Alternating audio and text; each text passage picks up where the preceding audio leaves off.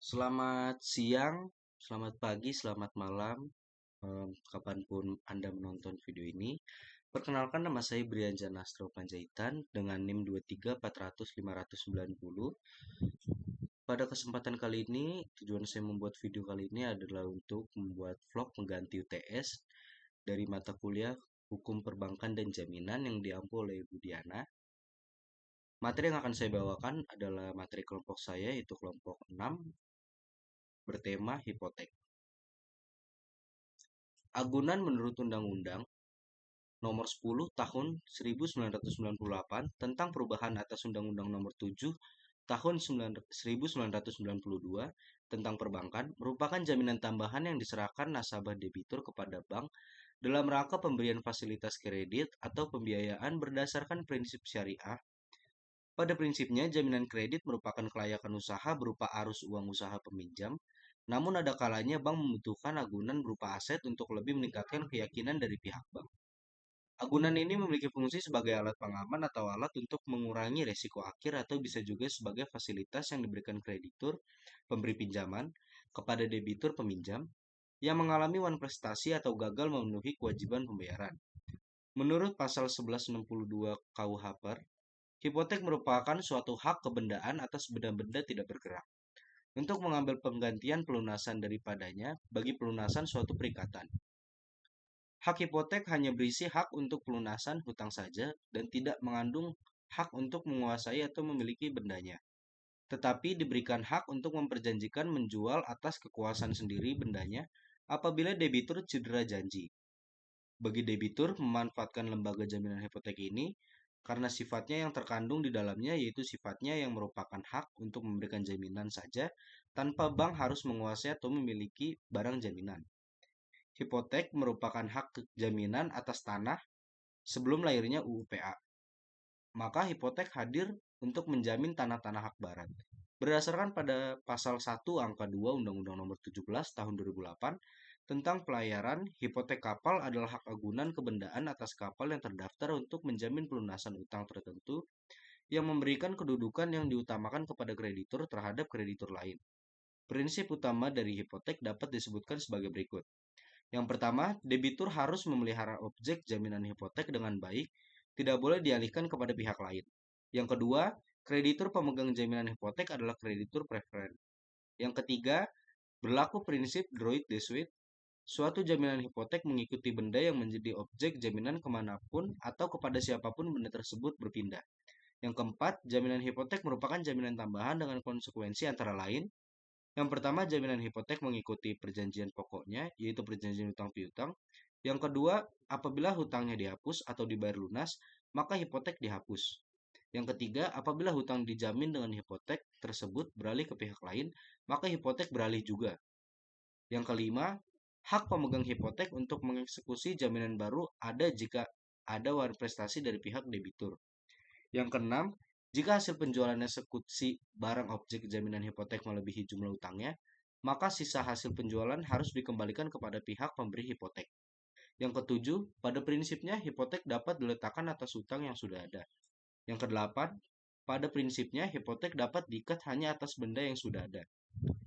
Yang kesembilan, pemberi hipotek haruslah pihak yang memiliki titel kepemilikan atas objek jaminan hipotek. Yang kesepuluh, benda objek jaminan hipotek tidak dapat dipisah-pisah. Yang ke-11, objek jaminan hipotek tidak dapat dipecah-pecah atau digabung. Yang ke-12, berlaku asas publisitas, hipotek harus didaftarkan ke kantor pendaftaran agar dapat dilihat oleh publik. Yang ke-13, tidak boleh dieksekusi secara mendaku. Benda objek jaminan hipotek tidak dapat langsung dieksekusi menjadi milik kreditur meskipun diperjanjikan seperti itu oleh para pihak. Hipotek merupakan suatu perjanjian aksesoris tambahan yang tidak mungkin berdiri sendiri, melainkan mengikuti perjanjian lainnya yang merupakan perjanjian pokok yang dalam hal ini merupakan perjanjian utang piutang. Konsekuensi dari perjanjian ini ialah jika perjanjian pokok tidak sah ataupun karena sebab apapun hilang berlakunya atau dinyatakan tidak berlaku, maka perjanjian aksesoris secara hukum juga ikut batal.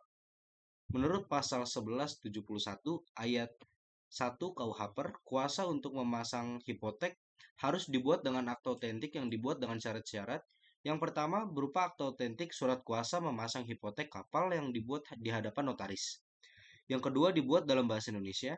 Yang ketiga berisi sekurang-kurangnya identitas pihak pemberi hipotek, identitas pihak penerima hipotek, dicantumkan hari, tanggal, dan jam pembuatan akta hipotek, data perjanjian pokok yang dijaminkan dengan hipotek, uraian mengenai benda yang menjadi objek hipotek, dan nilai penjaminan. Selanjutnya, dalam hubungan hukum perdata, terutama dalam ruang lingkup perikatan utang piutang, keberadaan jaminan sebagai alat penunjang pemenuhan prestasi memiliki posisi yang sangat krusial. Hukum memberikan alat hukum berupa lembaga jaminan untuk melindungi kepentingan kreditur atas risiko wan prestasi dari debitur. Oleh karena itu, memahami konsep dasar dan fungsi dari jaminan merupakan syarat utama bagi mahasiswa hukum dalam menilai instrumen hukum perikatan.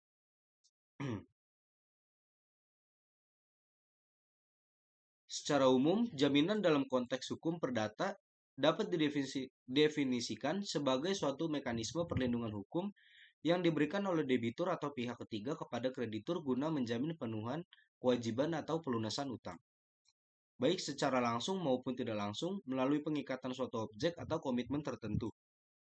Dalam doktrin hukum, jaminan terbagi atas dua bentuk utama. Yang pertama, jaminan perorangan, yaitu jaminan yang timbul dari adanya pihak ketiga yang menjamin utang debitur, misalnya dalam bentuk penanggungan. Yang kedua, jaminan kebendaan, yaitu jaminan yang bersumber dari pengikatan suatu benda milik debitur atau pihak ketiga, seperti gadai, hipotek, hak tanggungan, dan fidusia. KUH Perdata tidak secara eksplisit mendefinisikan istilah jaminan, tetapi berbagai pasal dalam KUH Perdata, khususnya buku 2 dan buku 3, mengatur berbagai bentuk jaminan yang timbul dari hubungan perdata. Secara normatif dan ekonomis, jaminan memiliki beberapa fungsi utama, yaitu yang pertama, fungsi preventif. Jaminan bertujuan mencegah terjadinya wan prestasi. Dengan adanya jaminan, debitur terdorong untuk memenuhi kewajiban hukumnya karena menyadari adanya resiko kehilangan benda atau reputasi hukum apabila lalai. Yang kedua, fungsi represif perlindungan. Apabila wan prestasi benar-benar terjadi, maka jaminan berfungsi sebagai alat pelunasan utang melalui mekanisme eksekusi. Yang ketiga, fungsi ekonomis. Jaminan memberikan kepercayaan bagi kreditur untuk menyalurkan kredit atau pembiayaan. Yang keempat, fungsi yuridisi. Jaminan menciptakan kepastian hukum dalam perikatan utang piutang. Yang kelima, selanjutnya tujuan dan fungsi jaminan. Secara normatif dan ekonomis, jaminan memiliki beberapa fungsi utama. Seperti yang sudah disebutkan tadi. Selanjutnya, jenis-jenis jaminan dalam sistem hukum perdata Indonesia. Jaminan perorangan diatur dalam pasal 1820 KUH Perdata. Penanggungan adalah suatu persetujuan di mana seorang pihak ketiga mengikatkan dirinya untuk memenuhi kewajiban debitur apabila debitur sendiri lalai. Jaminan jenis ini tidak melibatkan benda tertentu dan tidak memberikan hak preferen. Ciri-ciri utamanya, yang pertama tidak berkaitan langsung dengan suatu objek. Yang kedua lebih mengandalkan itikat baik penanggungan. Yang ketiga, kreditur hanya dapat menuntut penanggung jika debitur utama lalai. Lalu yang kedua, jaminan hak kebendaan. Jaminan jenis ini menyangkut pengikatan suatu benda yang bernilai ekonomi, baik bergerak maupun tidak bergerak. Di Indonesia terdapat beberapa jenis jaminan hak kebendaan. Yang pertama ada gadai. Pada pasal 1150 KUH Perdata, jaminan atas benda bergerak yang menyerahkan kekuasaan benda tersebut kepada kreditur. Yang kedua ada hipotek. Pasal 1162 KUH Perdata, jaminan atas benda tidak bergerak, tanah, bangunan, kapal, tanpa penyerahan fisik bersifat publik. Yang ketiga, hak tanggungan, Undang-Undang Nomor 4 Tahun 1996. Lembaga jaminan atas hak atas tanah dan benda yang berkaitan dengan sifat eksekutorial dan publik. Yang keempat ada fidusia, Undang-Undang Nomor 42 Tahun 1999. Jaminan atas benda bergerak baik berwujud maupun tidak tanpa penyerahan fisik dengan akta notaril dan pendaftaran. Karakteristik jaminan hak kebendaan memberikan hak kebendaan melekat pada objek dan dapat diikuti meski berpindah tangan. Memiliki hak prioritas, kreditur pemegang jaminan diutamakan atas kreditur biasa. Bersifat publikatif melalui akta dan pendaftaran untuk mengikat pihak tiga. Selanjutnya asas-asas hukum penjaminan. Yang pertama ada asas spesialitas. Jaminan harus terkait dengan utang tertentu dan objek tertentu.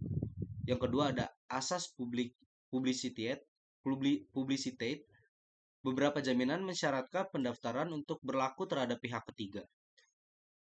Yang ketiga ada asas droit de suite. Kreditur pemegang jaminan kebendaan dapat mengikuti objek jaminan ke tangan pihak ketiga kecuali dibuktikan itikat baik pihak tersebut. Yang keempat ada asas droit de preference. Kreditur pemegang jaminan memiliki hak didahulukan dibanding kreditur biasa dalam hal eksekusi objek jaminan. Selanjutnya jaminan dan sistem eksekusi. Jaminan kebendaan memberikan kekuatan eksekutorial dalam praktiknya. Kreditur dapat menggunakan yang pertama eksekusi parate, langsung menjual objek jaminan tanpa proses pengadilan apabila syarat formil dipenuhi. Yang kedua, eksekusi melalui pengadilan. Apabila tidak ada kesepakatan atau terdapat keberadaan dari debitur atau pihak ketiga. Selanjutnya, sejarah dan asal-usul lembaga hipotek. Lembaga hipotek sebagai bentuk jaminan kebendaan atas benda tidak bergerak memiliki akar sejarah yang panjang dan melewati transformasi hukum dari masa ke masa. Dalam sistem hukum perdata Indonesia, konsep hipotek diadopsi dari sistem hukum perdata Eropa kontinental, khususnya melalui pengaruh KUH Perdata warisan kolonial Belanda. Namun, pemahaman yang komprehensif mengenai hipotek menuntut telaah historis dimulai dari asal-usulnya dalam hukum Romawi klasik yang menjadi fondasi banyak sistem hukum modern. Asal-usul hipotek dalam hukum Romawi. Yang pertama, konsep jaminan dalam hukum Romawi. Hukum Romawi mengenal beberapa bentuk jaminan kebendaan antara lain. Yang pertama, pycnus atau gadai, di mana benda diserahkan kepada kreditur sebagai jaminan utang. Yang kedua, fiducia, pengalihan kepemilikan benda secara formal kepada kreditur dengan janji akan dikembalikan setelah utang lunas. Yang ketiga, hipotek, pengikatan benda sebagai jaminan tanpa perlu diserahkan secara fisik kepada kreditur. Hipotek merupakan inovasi penting dalam hukum Romawi karena memungkinkan debitur tetap menguasai benda yang dijaminkan dan menggunakan untuk kegiatan ekonomi. Namun dengan komitmen bahwa benda tersebut menjadi jaminan pelunasan utang apabila terjadi wan prestasi. Ciri-ciri penting hipotek dalam hukum Romawi. Yang pertama, tidak ada peralihan kepemilikan atau penguasaan fisik atas benda jaminan.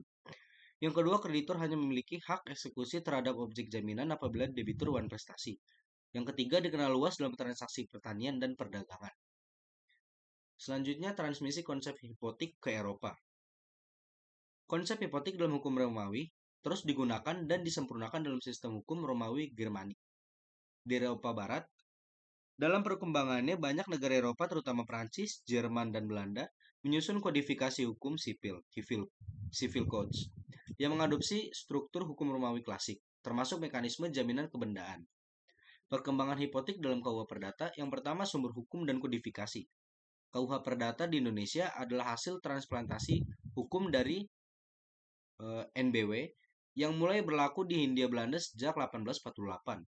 NBW sendiri banyak mengadopsi Code Civil Prancis yang merupakan kodifikasi hukum sipil modern pertama di Eropa dan sangat dipengaruhi oleh prinsip-prinsip hukum Romawi. Dalam KUH Perdata Indonesia, ketentuan mengenai hipotek diatur dalam pasal 1162 hingga 1232 BW.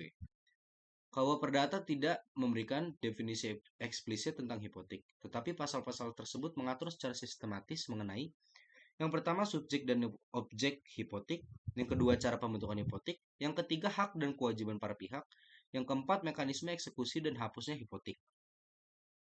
Selanjutnya karakteristik hipotek dalam KUH Perdata.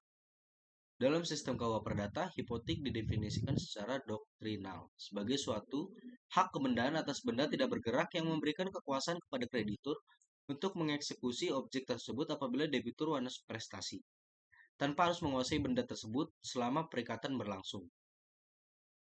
Karakteristik hukum hipotek menurut KUH Perdata yang pertama bersifat aksesor, hanya ada bila ada hubungan utang piutang yang mendahuluinya. Yang kedua, tidak mengalihkan penguasaan benda kepada kreditur.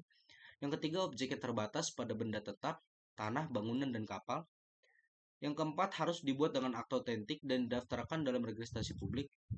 Yang kelima, memberikan hak droit de preference dan droit de suite kepada kreditur. Selanjutnya, pengaruh sistem hukum Eropa kontinental. Yang pertama, tradisi civil law. Sistem hukum Indonesia sebagai warisan kolonial Belanda menganut sistem hukum civil law yang bersumber dari tradisi Romawi Jermanik. Dalam sistem ini, hukum dibentuk dan dikodifikasi secara sistematis dalam bentuk undang-undang tertulis dengan struktur norma yang hierarkis dan logis. Dalam konteks jaminan kebendaan, pengaruh ini dapat dilihat dari yang pertama konsepsi hak kebendaan sebagai hak absolut terhadap benda, yang kedua pembagian jaminan atas personage zekerheid dan zeklige zekerheid. Yang ketiga pentingnya akta notaril dan pendaftaran untuk mengikat pihak ketiga. Yang keempat penekanan pada asas legalitas, spesialitas, dan publisitas. Yang kedua keterbatasan hipotek dalam sistem BW. Meskipun hipotek secara historis penting, perkembangan hukum modern di Indonesia menunjukkan bahwa KUH Perdata memiliki keterbatasan. Khususnya, yang pertama tidak mencakup pengikatan atas hak atas tanah karena tanah telah tunduk pada Undang-Undang Pokok Agraria UUPA tahun 1960, karena sejak UUPA 1960 terjadi unifikasi hukum bidang agrarian dan pertanahan. Yang kedua, kurangnya efektivitas dalam eksekusi karena BW tidak memberikan kekuatan eksekutorial langsung terhadap akta hipotek. Yang ketiga, tidak menjangkau jenis benda modern seperti piutang, kendaraan, atau saham yang lebih sesuai dengan fidusia. Yang ketiga, reformasi melalui undang-undang khusus. Sebagai respons atas keterbatasan hipotek dalam KUH Perdata, Indonesia mengadopsi dua lembaga jaminan baru yang lebih modern. Yang pertama, hak tanggungan Undang-Undang Nomor 4 Tahun 1996 sebagai pengganti hipotek atas tanah dan bangunan. Yang kedua, fidusia Undang-Undang Nomor 42 Tahun 1999 sebagai jaminan atas benda bergerak tanpa penyerahan fisik. Meskipun begitu, hipotek tetap berlaku secara residual, khususnya untuk jaminan atas kapal laut, sesuai dengan pasal 1962 KUH Perdata dan pasal 314 KUH Dagang. Dalam praktik hubungan keperdataan yang melibatkan pinjam-meminjam uang, terutama yang menyangkut benda tidak bergerak, dibutuhkan alat perlindungan hukum bagi kreditur. Salah satu bentuk perlindungan tersebut adalah hipotek. Sebuah lembaga jaminan kebendaan yang berakar dari hukum Romawi dan diadopsi ke dalam sistem hukum perdata Indonesia. Meskipun sebagian fungsinya tergantikan oleh hak tanggungan, pemahaman terhadap hipotek tetap penting karena masih berlaku untuk objek-objek tertentu seperti kapal laut dan memiliki nilai konseptual dalam studi hukum dan jaminan. Definisi hipotek menurut KUH Perdata tidak secara eksplisit memberikan definisi normatif atau hipotek. Namun pengertiannya dapat dipahami melalui pasal 1162 KUH Perdata. Hipotek ialah suatu hak kebendaan atas benda tidak bergerak untuk mengambil penggantian dari benda tersebut bagi pelunasan suatu perikatan. Dari pasal ini, hipotek memiliki unsur-unsur sebagai berikut. Yang pertama merupakan hak kebendaan, bukan sekedar hak pribadi. Yang kedua diletakkan atas benda tidak bergerak, aktiva tetap, fixed asset. Yang ketiga memberikan kewenangan kepada kreditur untuk mengeksekusi benda tersebut guna pelunasan utang. Yang selanjutnya karakteristik hukum hipotek. Hipotek memiliki ciri-ciri khas yang membedakannya dari bentuk jaminan kebendaan lain seperti gadai, hak tanggungan, atau fidusia. Berikut karakteristik. Yang pertama, tidak berpindah tangan atau tetap dalam penguasaan debitur. Berbeda dengan gadai di mana objek jaminan diserahkan kepada kreditur, dalam hipotek benda tetap berada di bawah penguasaan debitur. Kreditur tidak memiliki hak untuk menguasai atau menggunakan objek hipotek selama perikatan berlangsung. Yang kedua, tidak mengalihkan hak milik. Hipotek tidak menyebabkan perpindahan hak milik kepada kreditur.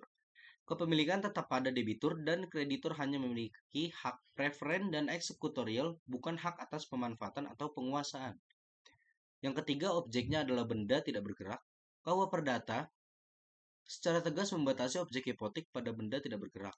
Berdasarkan pasal 1164 KUH Perdata, objek hipotek meliputi yang pertama tanah dan bangunan, yang kedua hak pakai atau sewa atas tanah jika diperbolehkan dalam hukum tanah, yang ketiga kapal laut dengan bobot lebih dari 20 gross ton diatur juga dalam KUHD. Yang keempat, bersifat aksesorir, hipotek tidak berdiri sendiri melainkan melekat pada suatu perikatan pokok, biasanya berupa peminjaman uang. Jika utang pokok dihapus, maka hipotek juga hapus. Inilah yang disebut sifat aksesorir, turutan dari jaminan kebendaan. Yang kelima, memberikan hak preferen dan droit de suite. Hipotek memberikan kepada kreditur dua hak penting. Yang pertama, hak preferen, kedudukan istimewa untuk didahulukan dari kreditur biasa dalam hal eksekusi objek.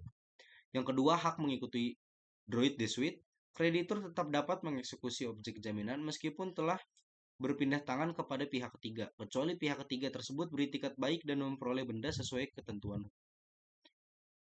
Selanjutnya, fungsi ekonomis dan yuridis hipotek. Fungsi ekonomis yang pertama memfasilitasi akses kredit. Hipotek memberikan rasa aman bagi pemberi kredit karena adanya jaminan nyata atas benda tetap.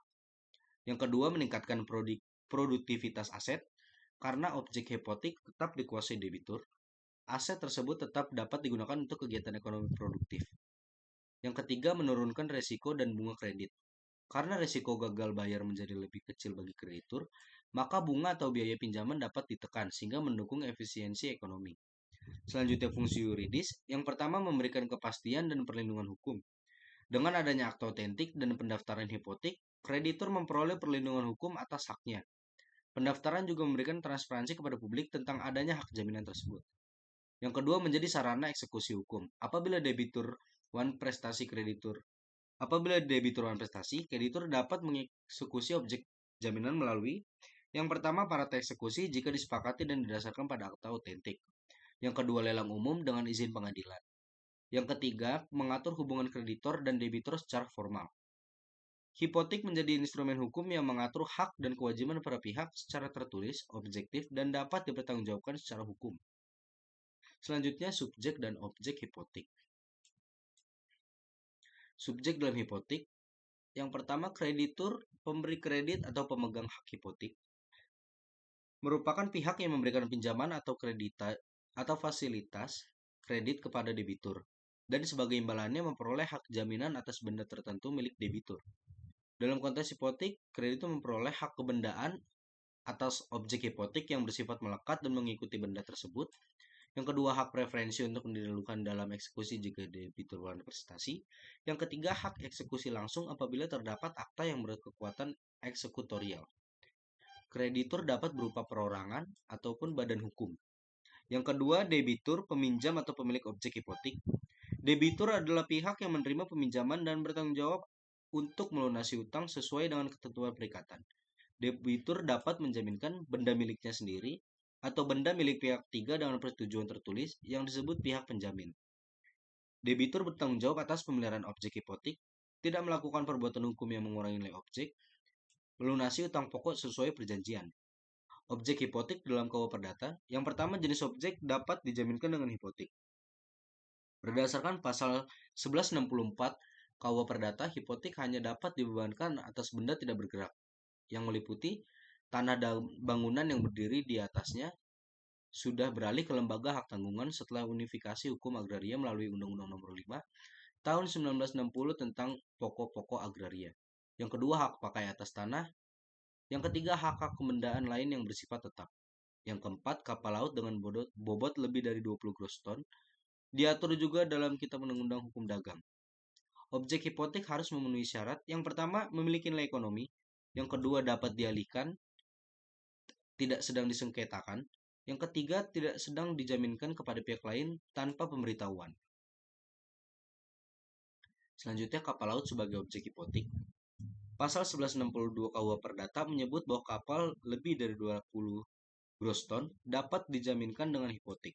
Ketentuan ini diperjelas pada pasal 314 KUHD yang mengatakan bahwa hipotek atas kapal harus didaftarkan dalam register kapal di tempat pendaftaran kapal tersebut dilakukan. Ketentuan tambahan harus dibuat dengan akta notaril, harus didaftarkan di kantor kesyah bandaraan. Sertifikat hipotek kapal diterbitkan sebagai bukti hak jaminan. Selanjutnya, analisis hukum terhadap objek yang dapat dijaminkan. Yang pertama, kualifikasi hukum objek hipotek. Untuk dapat dijadikan objek hipotek, suatu benda harus memenuhi unsur. Yang pertama, benda tidak bergerak menurut hukum. Berdasarkan pasal 506 KUH Perdata, benda tidak bergerak meliputi tanah, bangunan, dan segala sesuatu yang secara permanen menempel pada tanah tersebut. Yang kedua, dapat dinilai dengan uang. Objek hipotek harus memiliki nilai ekonomi sebagai dasar perhitungan nilai jaminan. Yang ketiga, dapat dipindahtangankan. Hanya benda yang dapat dipindahtangankan, haknya yang dapat dijadikan objek hipotek. Benda yang disita, disengketakan di pengadilan, atau menjadi objek hak tanggungan lain tanpa izin tidak memenuhi syarat. Yang keempat, dibuktikan kepemilikannya secara sah. Kepemilikan harus dapat dibuktikan, misalnya melalui sertifikat tanah atau akta kepemilikan kapal. Selanjutnya, larangan objek hipotek atas benda bergerak. KUH Perdata melarang pembebanan hipotek atas benda bergerak karena hipotek adalah hak kebendaan publikatif yang membutuhkan pendaftaran tetap yang tidak cocok diterapkan pada benda bergerak karena sifatnya yang mobile. Yang kedua, benda bergerak lebih sesuai dijaminkan dengan gadai atau fidusia karena mekanisme dan fleksibilitasnya. Selanjutnya, implikasi hukum jika objek tidak sah dijaminkan. Apabila suatu objek tidak memenuhi syarat sebagai objek hipotek, namun tetap dijaminkan, maka terdapat implikasi. Yang pertama, akta hipotek menjadi cacat hukum. Yang kedua, kreditur tidak memperoleh hak preferen. Yang ketiga, proses eksekusi menjadi tidak sah. Yang keempat, debitur dapat menggugat pembatalan akta hipotek.